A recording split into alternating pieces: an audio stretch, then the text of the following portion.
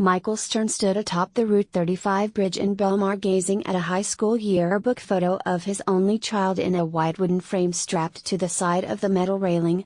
"Hello, Sarah," he said. Stern stood in silence, as the early morning sun cut through the brisk air.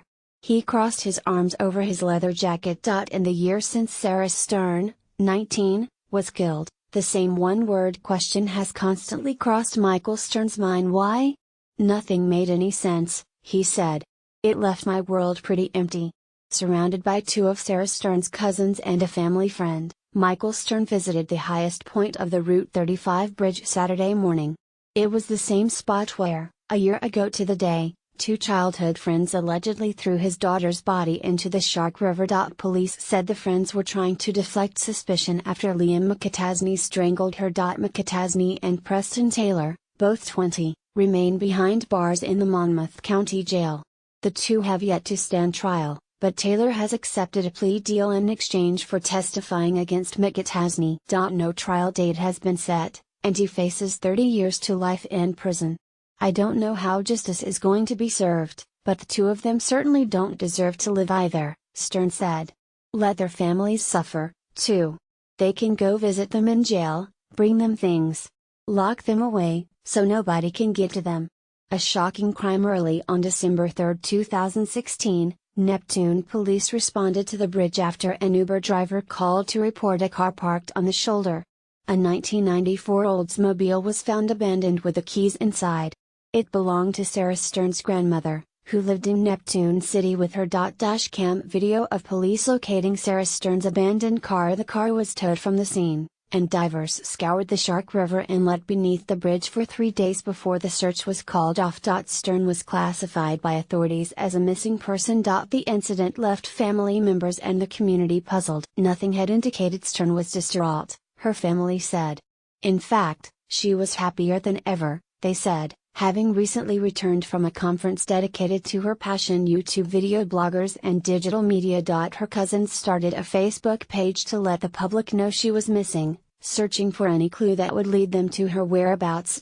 On December 10, roughly 100 family members, friends and neighbors, some of whom had no connection to Stern whatsoever, combed the Jersey Shore area surrounding the bridge looking for anything, a piece of clothing, shoelaces, a cell phone case, that could give them answers.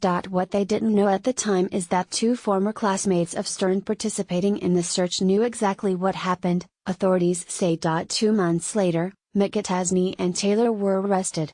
According to authorities, McAtasney strangled Stern at her home and then enlisted the help of Taylor, his roommate in a rented home where they lived in Neptune City, to help him discard the body. The announcement that McAtasney and Taylor were responsible for Stern's death shocked the tight-knit community where the trio grew up.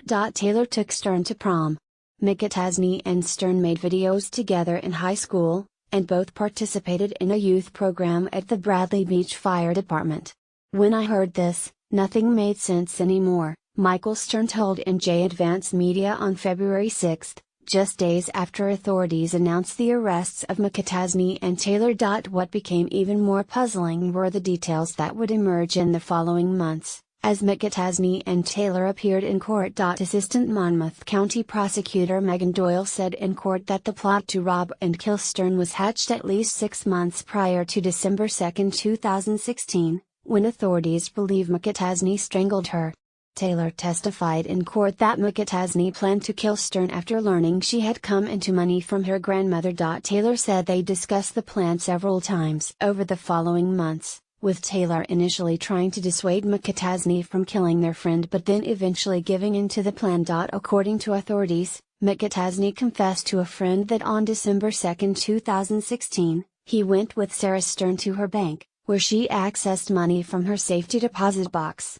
The two returned to Stern's home, where McAtasney strangled her and stole approximately $10,000 in cash, authorities said. He then enlisted Taylor to go to the home and remove Stern's body so if her family members returned, they wouldn't find her, authorities said.